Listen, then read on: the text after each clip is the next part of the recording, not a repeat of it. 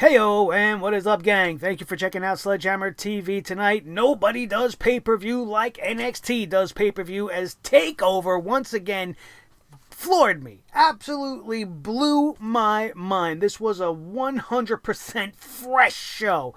There's not one segment on the show that we could deliver the poop hammer to. This is the poop hammer free episode of the Sledgehammer Wrestling Show as we review what could go down as the best pay-per-view of all of 2019.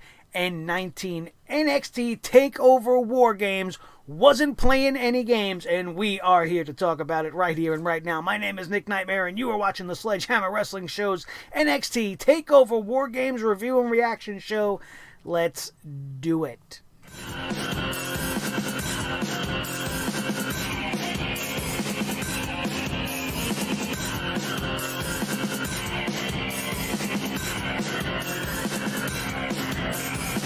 Sledgehammer Wrestling Show.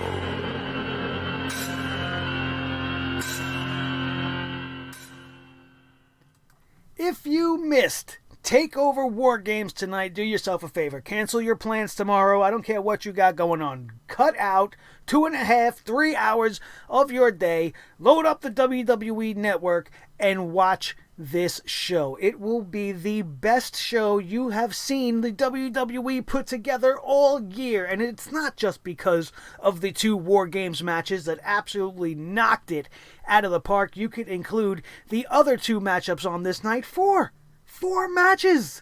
4 matchups, proving to the world that sometimes less is a whole lot more. Look at what they did tonight. It was magical. How can you put together a card of 4 matches and have a contender to be the show of the year? The women of NXT, hands down, went way beyond what I thought I was going to see, above and beyond probably all of our expectations. They were fantastic. You want to talk about making stars? Every single woman involved in that match tonight, even Tegan Nox, was elevated in the incident that shocked the entire world. Dakota Kai making the heel turn, turning on the entire team, revealing herself, I believe, to be the attacker on all of these women ever since she was left out of Rhea Ripley's team from the get-go. This is fantastic storytelling. I kind of knew they were going to do it, but they did it in such an unpredictable way. They didn't do it, they take the easy way and leave Dakota Kai to be the last person in the cage, telling us this story of redemption about this woman who wants to prove that she belongs, and then have her turn on the team when she got in the cage. No, she was the third woman out, and instead of doing any of that, she eliminated the 4th team member and then just went absolutely crazy. She's taking shots at William Regal. She's banging Tegan Nox's leg into the steel cage that was holding everybody prior to entering War Games. It was the moment of the night. The crowd was unbelievable at that point. Actually, I shouldn't say the moment of the night, because the moment of the night definitely goes to a certain WWE superstar that shocked everybody at the end of this thing in the other War Games matchup. But there you go. You got 2 War Games matchups that not only had 100% fresh quality action, you had 2 War Games matchups that had shocking things happen in them. Good storytelling throughout. The brutality that was being put on display. You have to take your hats off to all of the men and ladies in the War Games matchups tonight. I don't know how any of them are still alive. I, honest to God, do not know how a body can sustain that much damage, and the way they were going at it tonight, it was so intense, so unbelievable to watch at times. Seeing Io Shirai leaping off the top of the cage, doing her moonsault, it was breathtaking. That's another great word to describe the show. It was absolutely breathtaking. And we're going to break it down for you guys. This is the problem when shows are this good. It's just so hard to really even describe to you guys what the hell I just experienced. Pure wrestling joy for the entirety of the show. I didn't watch the pre-shows because I don't give a shit about Sam Roberts' opinion and Pat McAfee running around like a jackass in shorts. There you go. You want a poop hammer moment for tonight? It happened on the pre-show, and it involved Mr. Pat McAfee. You get the poop hammer just for merely existing on the pre-show and being a hype man that is unnecessary for NXT. It is ridiculous. But the only reason we even went there is so that I could segue to tell you guys to get your poop hammer t-shirts right now on sale through the holiday season at bonfire.com/store/sledgehammer-TV, Sledgehammer-TV. Check it out. We got the Sledgehammer TV logo t-shirts available in 5 different colors and the exclusive Poop Hammer t-shirt to show the world that this is what they deserve to be smashed on all of their heads. And only Pat McAfee and possibly Sam Roberts can get the poop hammer for tonight and their shenanigans on the pre-show. But other than that, this was a near flawless show. If I had to nitpick and say one thing that I could criticize about the show is maybe the triple threat match was a tad too long. Maybe. But I enjoyed it.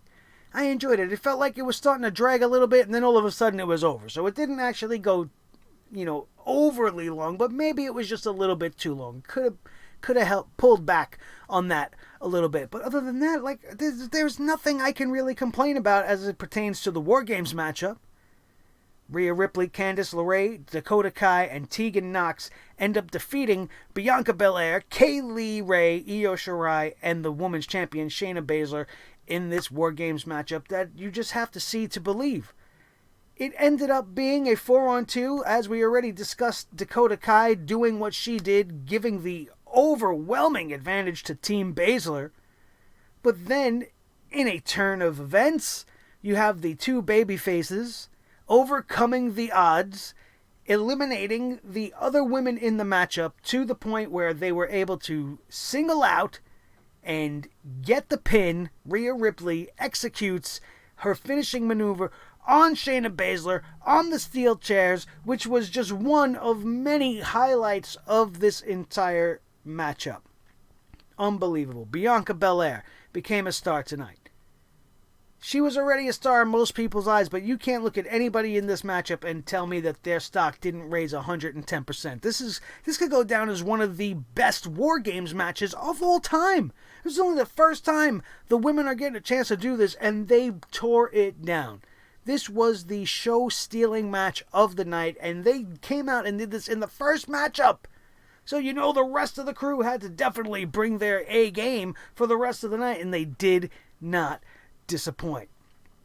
If you missed this matchup, go back and watch it. The crowd in Chicago was hot as F all night long, just as hot as the action was all night long.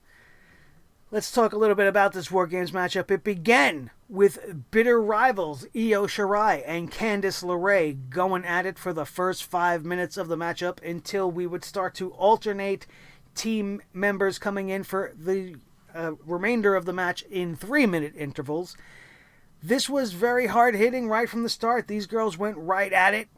They were throwing haymakers and elbows that were connecting that I know would have knocked me into next week, maybe into next year. These girls were going at it so hard. Candice LeRae is quickly becoming one of my favorite wrestlers. She is just fantastic in the ring. It's a pleasure. It's a pleasure to watch women of this caliber who care and love this business so much go out there and just leave it all on the line. They definitely proved tonight that NXT has the best women's division in all of professional wrestling. It was unbelievable. The next person to come into the matchup would be Bianca Belair. She would give the decided advantage to Team Baszler at this moment. It was crazy how Candice LeRae was able to survive the onslaught long enough with these two women. And the one thing I love about the WarGames scenario is that the matchup doesn't begin until all of the competitors are in there. So they just have to continuously take the beating if they're on the defensive end of things, as Candice LeRae was for the majority of this. Rhea Ripley would be the next person to come in and even things up, but Rhea Ripley would get really crazy and start throwing in the toys. She would bring in the trash cans, she was bringing in kendo sticks, she was bringing in steel chairs, and really set the stage for what was about to happen for the rest of this War Games matchup, which was utter anarchy and chaos and just crazy shots all over the place that I thought some of these women were going to be dead before it was all said and done. Rhea Ripley got into the matchup, started beating the hell out of everybody. We got a Rhea's gonna kill you chant as they started to very, very deviously set up the chairs in a fashion that you didn't want to see anybody end up going through, because you were probably going to end up tremendously mangled. Kaylee Ray was the next woman to enter the cage, and the chaos would continue there. She wanted to add to the toys. She wanted to add a couple of more chairs, and then the crowd being so hot for tables, chanting, "We want tables," but Rhea Ripley didn't bring out any tables. Kaylee Ray did a nice little hair maneuver and messed with the crowd. She pulled out the table a little bit. The crowd started to get a little bit crazy, and then she was like, "Nah, screw you guys," and got into the matchup. They did a Tower of Doom, which always gets everybody going. And then Dakota Kai would be next, and the chaos would truly ensue. Tegan Nox was cheering her on from behind. All of a sudden, Dakota Kai's facial expression would change, and she ran at Tegan Nox full speed into the cage, started banging her all in and throughout the bars, pulling her by the arms through the cage, smashing her head into the pole. As we mentioned earlier, just bashing her knee, that injured knee that she just rehabbed to come back, bashing it in between the doors and just jamming her every which way she could with the steel. And William Regal came out, referees were coming out. She went completely ballistic. She took a shot right in the face at William Regal. It was crazy, and it was beautiful. It was beautifully done. I also love the shot they quick to Shayna Baszler, who was cracking up. She looked as if she was watching a comedy show in the cage while she was still waiting to get out into the action herself. This match is over, is what Nigel McGuinness was proclaiming, because now the 4-on-2 advantage is going to be too much for Candice LeRae and Rhea Ripley to overcome, in his opinion here. But they made the comeback, and it was just unbelievable. One of my favorite moments of the night, Candice LeRae landed a reverse Frankensteiner off of the top on Kaylee Ray for a quick 2 count. Io Shirai, again, we have to talk about it twice because it's definitely worth talking about. She leapt from the top of the cage doing that moonsault that she is known to do, prompting Mauro Ranallo to say, "Mama effing Mia, come on!" It's fantastic. The crowd was all over this matchup. NXT chants reigned throughout the Chicago night, and this match was just unbelievable. Go back and watch it. And if you watched it, do what I'm going to do and go back and watch it again, because it was friggin' great. And it's going to be better than anything you have seen this year or anything you will see tomorrow on Survivor Series. This was a great matchup, man. Rhea Ripley hit the riptide through 2 unfolded chairs and got the pin. Great matchup. Every single woman, like we said, elevated their game, shined like the stars that they deserve to be, and it made for the tone of the rest of the show to follow.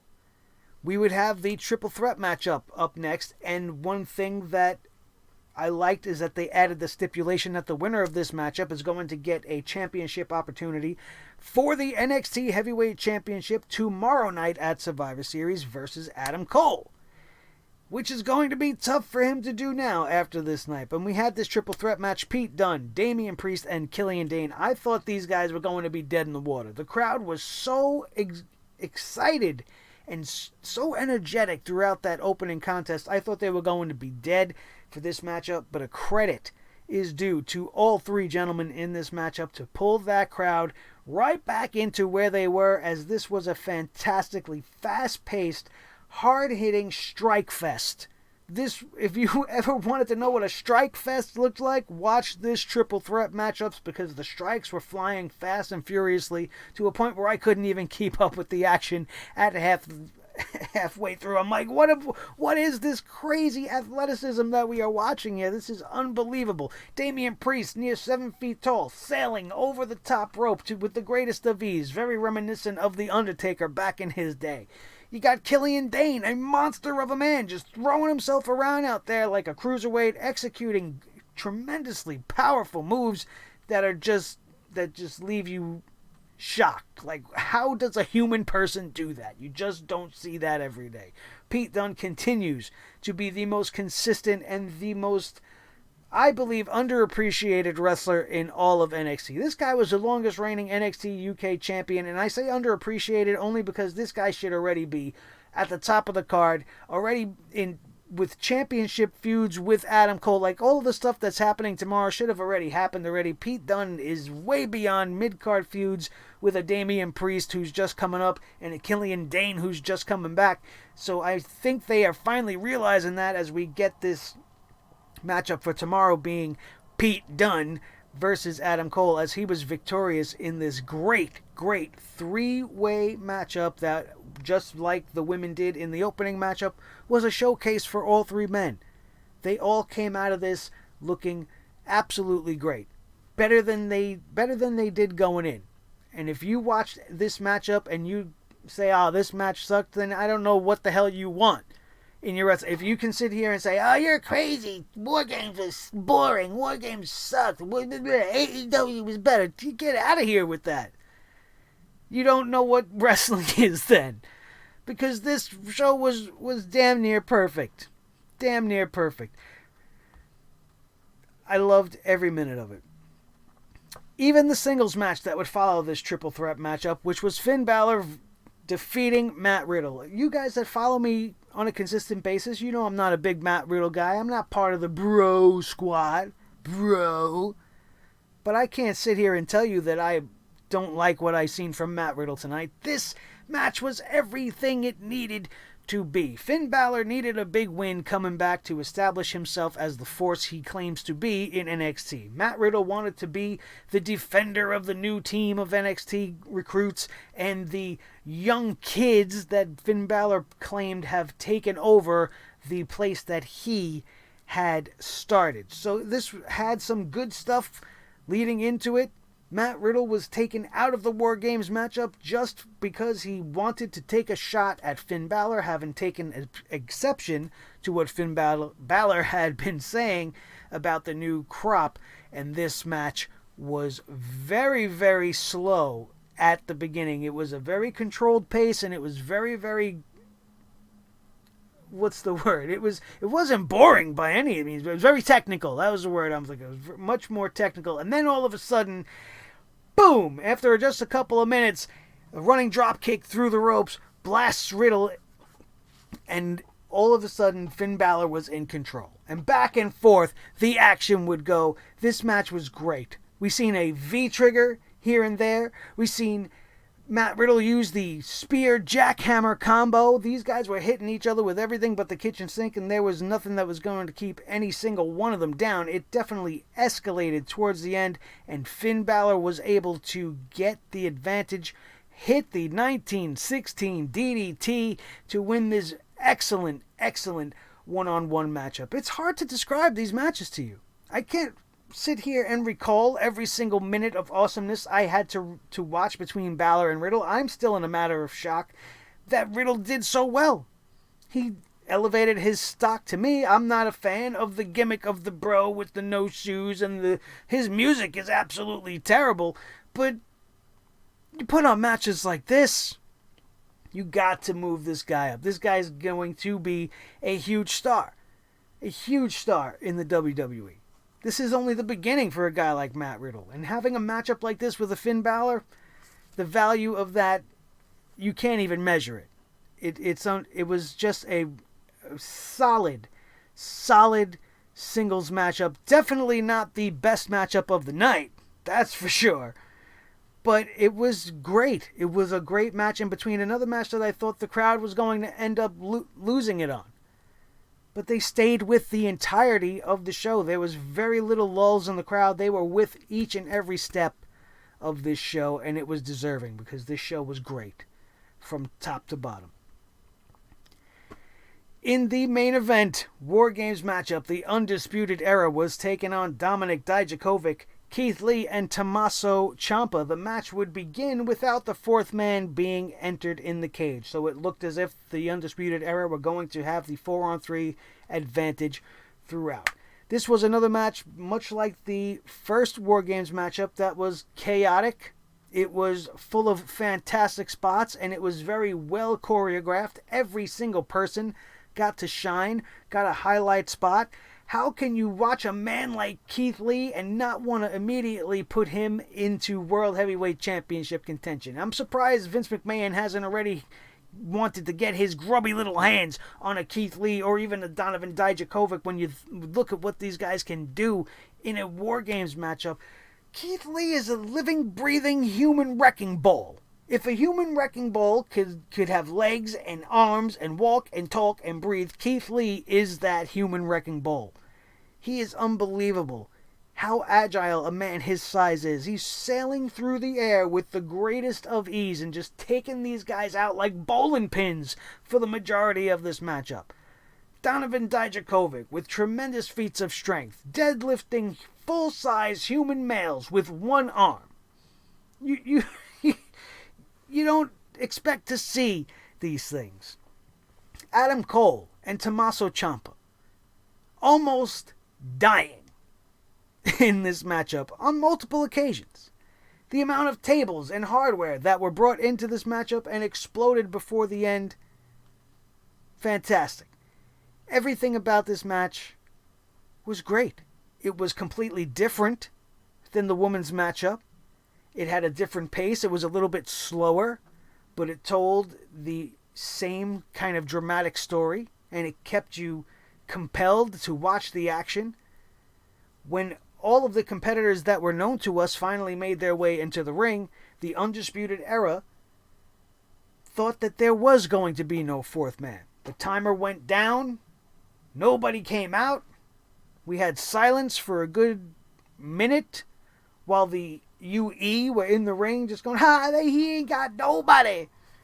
And then Kevin Owens makes his way to the ring. And we are now living in a world, I believe, that Kevin Owens is back on NXT full time. That is a grab for NXT. Did you hear the pop of the crowd in Chicago? Do you know how much higher the ratings are going to get for NXT by having Kevin Owens attached to it now? And coming off of this appearance here at NXT TakeOver WarGames, I'm sure we are going to find out what Kevin Owens' intentions are. We might even find out tomorrow night. He might play a factor into giving NXT the advantage. Is he going to be Team NXT in the 5-on-5-on-5 now? That's a very possible thing that can happen. And it makes everything much more interesting, at least as it pertains to NXT. We live in a world now where we have just seen Adam Cole and Kevin Owens in the same ring at the same time, beating the hell out of each other in a WarGames matchup in 2019 on NXT.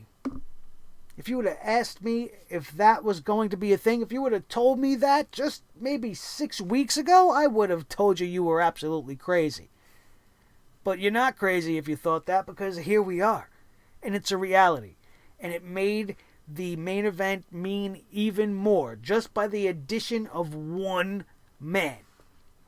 The seeds were planted there by Triple H leaving it out there for Kevin Owens. Nobody got any finality there. But now, seemingly we do. Does this mean he's part of NXT? We're going to have to find out. Hopefully we won't have to wait too long. This matchup, once again, would finish just in a shocking manner, and it was a procession of table spots where every single member of the Undisputed ended up going through a table in one way, shape, or form. None more impressive or more dangerous than the final spot in the matchup, which was Adam Cole being hit with a white noise from the top of the cage. Well, what is Ciampa called? The kryptonite crash, I believe, or the kryptonite crush. I forgot what he calls it, but it's Sheamus's white noise. First of all, while they were up on the corner of the cage, the two of them, and they were trying to set themselves up to execute this maneuver, I'm thinking any minute now they're going to fall and they're going to die. It was so terrifying to watch. And you heard the same thing coming from the announce table, and I'm just sitting there, oh my God, please don't do this. But then he did it, and Tommaso Ciampa leapt from the corner of the cage, holding Adam Cole the whole time, going through 2 tables, and then getting the pin to finish the 3rd men's WarGames matchup that we have been privileged to watch up. This was fantastic. My words, anything I can tell you guys on this thing doesn't know justice. And if it sounds like I'm babbling and I'm not making much sense, that's because there was just too much for me to even remember, too much for me to go over with you guys, because it was that action-packed. If you want to know truly what happened at WarGames, this is one of the rare times where I'm going to tell you that don't listen to me. Don't listen to me. You've already wasted 25 minutes if you haven't watched the show already listening to me. If you watched the show, then we spent the nice 25 minutes talking about how great everything is, which is not something that we do very often on this channel, so it feels good. But if you didn't watch WarGames and you're watching me, why are you still here, man? Go watch WarGames and then come back and rewatch the review and see if you agree with my assessments on everything, which is pretty much everything was great. Everything was great. In fact, the only thing wrong with NXT TakeOver WarGames is the fact that there's nothing wrong with this show for me to tell you guys. There's nothing for me to give the poop hammer to, but you can still get your poop hammer t-shirts. Please go check it out right now. The link will be in the description down below and also in a pinned comment at the top of the comment section. Available now, bonfire.com/store/sledgehammer-TV. Get your Poop Hammer t-shirts right now, because we will be bringing that Poop Hammer back out tomorrow night when we discuss Survivor Series. I'm almost positive of that. Or you can, if you don't want to be one of the people walking around with a big piece of poop on your chest, you can support the channel by having the actual Sledgehammer on your chest, the Sledgehammer TV logo t-shirt, available in red for Monday Night Raw if you want that, available in blue if you're more of a SmackDown person, available in gold, which is what you should be getting it in to honor NXT, or you can get it in House of Glory orange and the AEW black like you see here. Every color inspired by something professional wrestling, and the Poop Hammer, which is going to be brought down hard tomorrow night, I'm sure, when we discuss Survivor Series. Thank you guys all so very much for being with me here tonight. I feel, I'll be honest with you guys, I feel like an idiot even talking about this show to you guys, because it was just too good. It's too good to talk about. I'm much better at this when I can be angry and get mad and be funny and start doing voices and making fun of people and doing all the stuff that we normally do on this show. When they throw shows like this at me, while my wrestling fan appreciates it on the inside, my YouTube creator does not appreciate it, because it puts me in an awkward position of trying to explain to you things that you have to see to believe. So go do that right now. My name is Nick Nightmare. This is the team. Thor the Sledgehammer, the official Sledgehammer of the Sledgehammer Wrestling Show. His tag team partner, the World Heavyweight Champion of all the microphones in all the world, Mr. Blue, the Snowball. The most important member of the team, as always, is each and every one of you guys. If you're not already a member of the Sledgehammer TV Army, then all you need to do is click that subscribe button right now. Hit the notification bell so that you don't miss a thing as we continue to breathe the newest, fastest rising, coolest faction of professional wrestling fans, bringing the hammer down on the world of professional wrestling one show at a time. And you can hit that like button if you enjoyed anything that I had to say today, if you enjoyed my rambling about how great everything was, if you liked the nicer tone of the show, hit that thumbs up right now. And if you decide to hit a thumbs down for whatever reason that is, I don't need a fucking reason. Okay, don't go down into the comment section and be like, I gave you a thumbs down because blah, blah, blah, JD, blah, blah. No, I don't need to hear any of that shit. And keep my friend JD's name out of your mouth and out of my comment section, because we're not the same.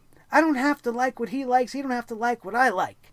All right, just because JD says the new Intercontinental Championship is great doesn't mean I have to agree with that. We're two completely different individuals, and if you've been a fan of the show for any particular amount of time, you know that.